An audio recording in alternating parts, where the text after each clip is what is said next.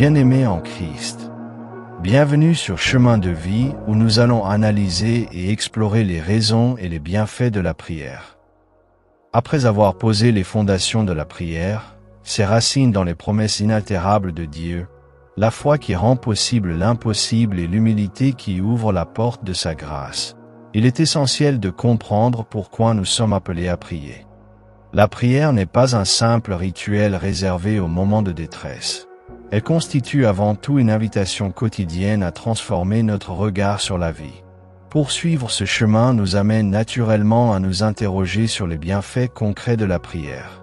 Au-delà de la paix intérieure qu'elle suscite, la prière nous offre un espace de guérison émotionnelle, où nos angoisses trouvent un écho compatissant et où nos blessures sont présentées au Dieu qui entend et restaure. Elle affine notre capacité à discerner sa volonté, à recevoir la sagesse nécessaire pour prendre des décisions justes et à ressentir sa présence dans chaque instant. Pensez à aimer, à vous abonner et à partager cette vidéo autour de vous. Il est légitime de se demander pourquoi la prière est si importante et interrogeons-nous sur les raisons profondes de la prière. La prière, bien plus qu'un simple dialogue spirituel, a le pouvoir de transformer non seulement le monde autour de nous, mais aussi notre propre vie intérieure. Elle est un pont qui nous relie directement à Dieu, créant une communion profonde et personnelle. Examinons ces dimensions de la prière en détail. Prier, c'est transformer le monde. C'est la première raison à la question pourquoi nous devons prier. La prière n'est pas seulement un acte personnel. Elle peut avoir un impact sur les événements terrestres. Dieu utilise nos intercessions pour accomplir son œuvre, que ce soit au niveau individuel, familial ou même national. Voyons l'exemple de Moïse, une prière qui change le cours d'une bataille. Dans Exode 17, Moïse lève ses mains vers le ciel pendant la bataille contre les Amalécites. Tant qu'il maintenait ses bras levés, Israël avait le dessus. Lorsqu'il baissait les bras, ses ennemis prenaient l'avantage. Ce geste symbolique montre que la prière n'est pas une activité passive, mais une action puissante qui influe sur les résultats. Nos intercessions peuvent littéralement changer le cours des événements, que ce soit dans nos familles, nos communautés ou même dans les nations. Un autre cas similaire est la prière de Daniel pour la restauration de son peuple. Dans Daniel 9, nous découvrons comment Daniel prie avec ferveur pour la libération de son peuple exilé à Babylone. Il confesse les péchés d'Israël et implore la miséricorde divine. Cette prière sincère a conduit à la proclamation par Cyrus autorisant les Juifs à retourner à Jérusalem et reconstruire le temple. Ce cas illustre encore une fois que la prière peut influencer les décisions des dirigeants, les politiques des nations et le destin de millions de personnes. Chaque prière peut donc provoquer des transformations incroyables dans le monde visible. Comment pouvons-nous utiliser notre pouvoir d'intercession pour toucher les vies autour de nous?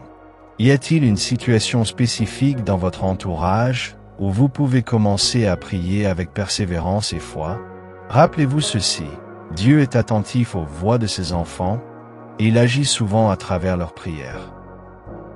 Une des puissantes raisons de prier est que prier, c'est se transformer soi-même. Bien que la prière puisse transformer le monde extérieur, son effet le plus profond se produit souvent à l'intérieur de nous-mêmes. Comme le dit un proverbe spirituel, on ne prie pas pour changer Dieu, mais pour que Dieu nous change. La prière a le potentiel de transformer notre caractère. Prier régulièrement nous aide à développer des qualités telles que la patience, la persévérance et la compassion. Par exemple, lorsqu'on prie pour quelqu'un qui nous a blessés, nous apprenons à pardonner et à lâcher prise. Cette pratique transforme notre cœur, nous rendant plus semblables à Christ. Dans Éphésiens 6, verset 18, Paul exhorte les chrétiens à prier à toute occasion dans l'esprit, et veiller avec persistance et supplication pour tous les saints. Cette persistance dans la prière forge notre résilience face aux épreuves et renforce notre lien avec Dieu.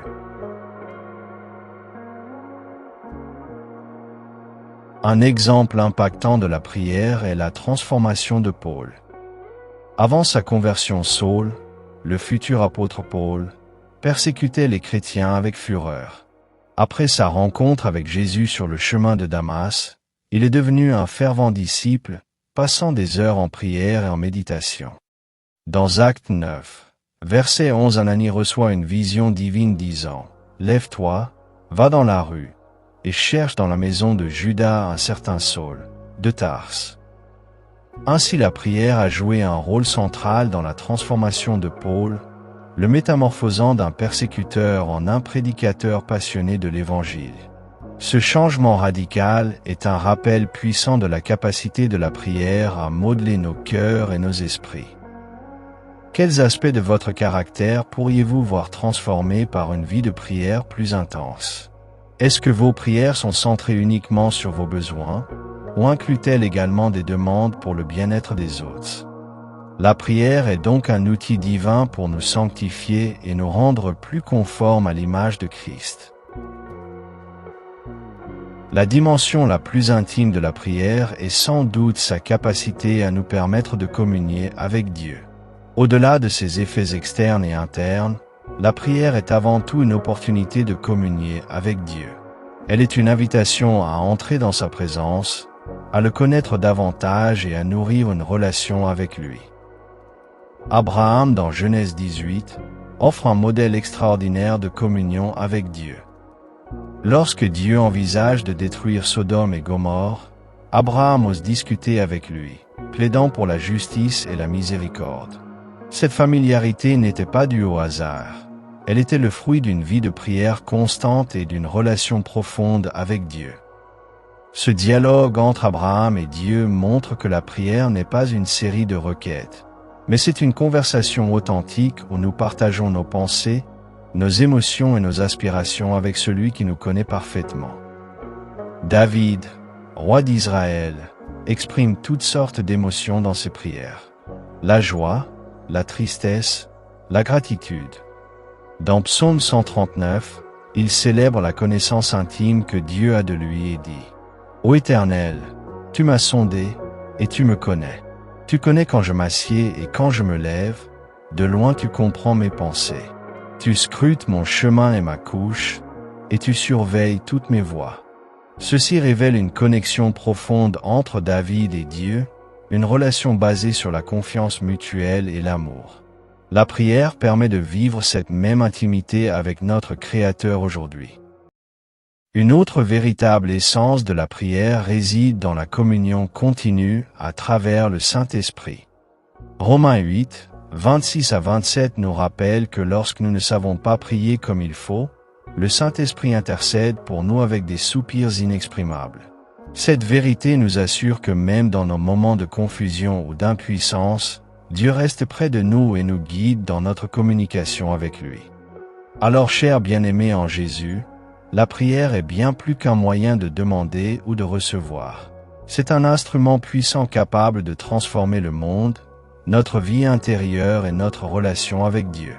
Que ce soit en intercédant pour les autres, en travaillant notre caractère ou en communiant avec notre Créateur, chaque prière compte aux yeux de Dieu. Alors, aujourd'hui, engagez-vous à faire de la prière un pilier central de votre vie spirituelle.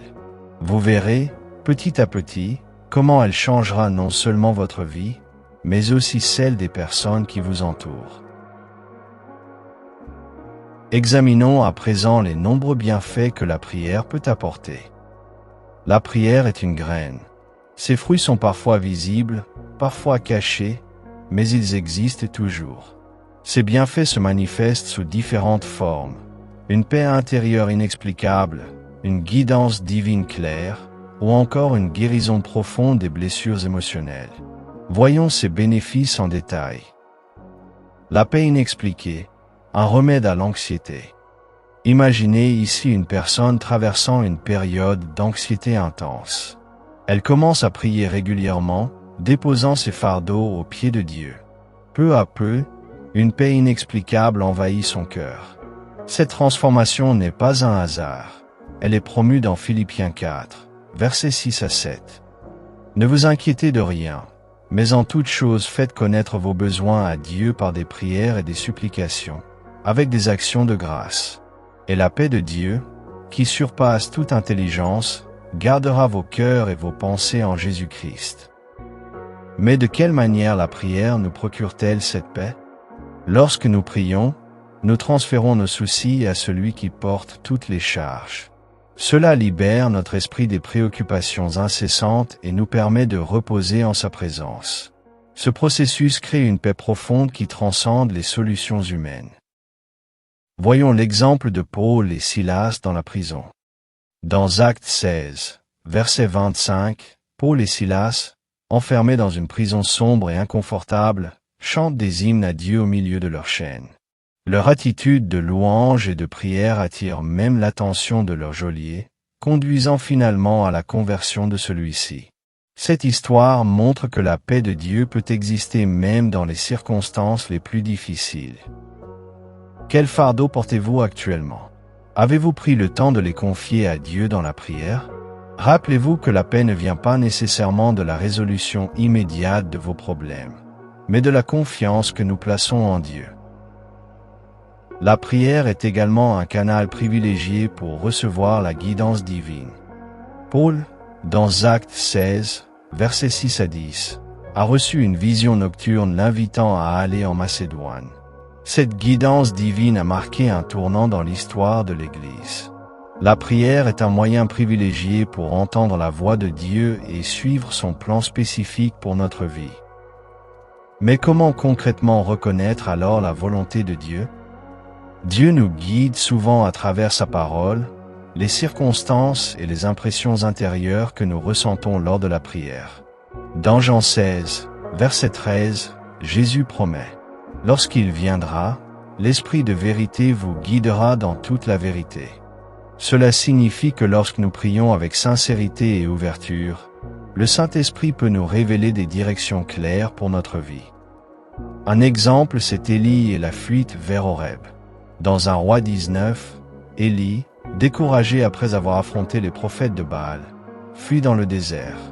Là, il passe plusieurs jours en prière et en méditation, attendant les instructions divines.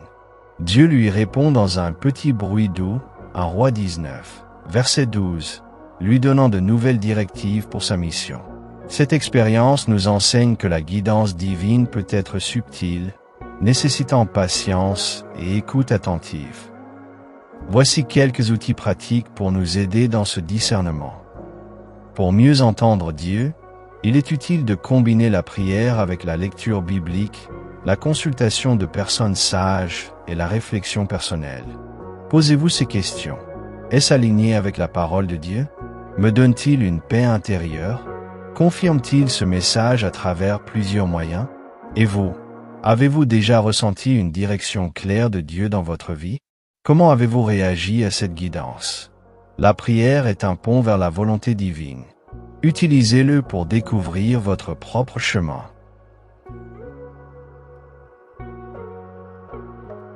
Un autre bienfait significatif de la prière est la guérison intérieure, c'est-à-dire la capacité de soigner les blessures profondes. La prière est un baume pour les souvenirs empoisonnés. Elle apaise les blessures émotionnelles, restaure les relations brisées et offre une nouvelle perspective sur la vie. Chacun de nous porte des cicatrices invisibles, que ce soit des traumatismes passés, des regrets ou des peines non résolues. La prière offre un espace sûr pour guérir ces blessures. Dans 1 Jean 1, verset 9, il est écrit: « Si nous confessons nos péchés, il est fidèle et juste pour nous les pardonner et pour nous purifier de toute injustice. » Cette confession n'est pas seulement pour nos fautes, mais aussi pour les douleurs enfouies que nous portons. En parlant à Dieu de nos souffrances, nous libérons nos cœurs du poids de ces fardeaux. L'exemple personnel de Joseph est la guérison de son passé. Joseph, dans Genèse les chapitres 37 à 50, traverse des épreuves terribles, trahi par ses frères, vendu comme esclave, injustement accusé et emprisonné. Mais au lieu de rester amer, il apprend à voir Dieu dans chaque étape de sa vie. Lorsqu'il retrouve ses frères, il déclare: « Vous avez voulu me faire du mal, mais Dieu l'a voulu pour du bien. » Genèse 50 verset 20. Ce changement de perspective est le fruit d'une guérison profonde opérée par Dieu à travers la prière et la foi. Dans le processus de guérison, le soutien des autres peut également jouer un rôle crucial. La prière en groupe ou l'intercession d'un ami spirituel peut accélérer ce processus. Jacques 5 verset 16 encourage cette pratique. Confessez donc vos péchés les uns aux autres et priez les uns pour les autres afin d'être guéris. Quelles blessures émotionnelles portez-vous aujourd'hui? Prenez le temps de les porter devant Dieu dans la prière. Il est prêt à panser vos plaies et à restaurer votre âme. N'oubliez pas, la guérison est un processus, mais chaque prière compte. La prière n'est pas seulement un outil pour obtenir des réponses ou des bénédictions. C'est une source infinie de bienfaits spirituels, émotionnels et relationnels. Elle apporte une paix inexplicable, guide nos pas vers la volonté divine et guérit les blessures les plus profondes de notre cœur. En intégrant ces dimensions dans notre vie quotidienne, nous découvrons que la prière devient bien plus qu'un acte religieux. C'est une véritable transformation de notre existence. Alors, aujourd'hui, laissez-vous envelopper par les bienfaits de la prière. Déposez vos fardeaux, écoutez la voix de Dieu et laissez-le soigner vos blessures. Vous verrez comment il transforme chaque aspect de votre vie. En définitive, la prière est un canal divin qui transforme le monde, nous-mêmes et notre relation avec Dieu. En intercédant pour les autres, comme Moïse et Daniel l'ont fait, nous participons activement à l'œuvre de Dieu sur la terre. En approfondissant notre vie intérieure, à l'image de Paul ou de la femme malade dans Marc, nous laissons la prière modeler notre caractère, développer notre patience et fortifier notre foi. Et enfin, dans l'intimité du dialogue avec Dieu, Abraham, Élie ou David nous montrent que la prière est une communion vivante, où nous pouvons déposer nos peines, écouter sa voix et recevoir sa paix. Les bienfaits ne se réduisent pas à des réponses immédiates, mais chacun de ces fruits prouve que la prière est un pilier essentiel pour toute vie spirituelle épanouie.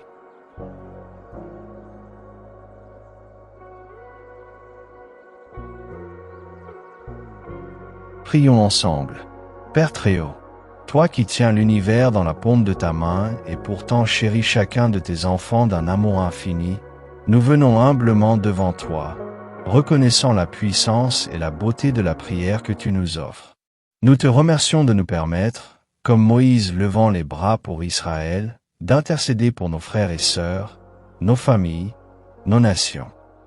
Que chacune de nos supplications devienne une source de victoire spirituelle, que chaque prière de justice et de miséricorde fasse plier les cœurs endurcis et ouvre des portes impossibles aux hommes. Seigneur Jésus, Maître de la prière, tu t'es retiré dès l'aube, et tu as persisté dans la communion nocturne. Apprends-nous cette discipline. Que nos premiers instants chaque matin soient consacrés à t'écouter, et que, même au cœur de nos journées les plus chargées, nos lèvres murmurent ton nom en action de grâce. Nourris notre foi comme le centurion a osé croire, pour que nos demandes, portées par la confiance la plus totale, déplacent les barrières du possible. Transforme-nous par ta présence. Fais grandir en nous patience, humilité et compassion, à l'image de celui qui nous a enseigné à prier. Que tes promesses soient les racines de notre espérance, que notre cœur devienne un refuge de paix, et que notre vie reflète la puissance de ta grâce. Esprit Saint, toi qui intercèdes pour nous, viens purifier nos cœurs alourdis par les peines du passé. Révèle-nous les blessures cachées, donne-nous le courage de déposer nos fardeaux à tes pieds et de recevoir la guérison que tu offres. Guide-nous jour après jour, que nous discernions ta volonté dans le silence et la parole, et que nous soyons des instruments de ta paix et de ta guérison. Que ta paix, qui surpasse toute intelligence, garde nos pensées, et que nos vies deviennent des témoignages vivants de ta restauration. Père de miséricorde, donne-nous l'humilité d'Abraham, qui osait plaider pour Sodome et la persévérance de Daniel, qui confessait l'exil de son peuple. Qu'à travers nos prières, nous soyons des artisans de la paix, des porteurs de ta lumière et des témoins de ton amour infatigable. Guide-nous par ta parole, éclaire chacun de nos pas, et fais grandir en nous patience, compassion et sagesse. Nous te remettons nos cœurs, nos projets et nos combats. Transforme-nous, afin que, à l'image de Paul sur le chemin de Damas, nous renaissions chaque jour à une vie plus conforme à ta volonté. Que nos prières prolongent en nous l'œuvre de rédemption inaugurée en Christ, jusqu'au jour où nous le verrons face à face. Dans le nom puissant de Jésus, notre Seigneur. Amen.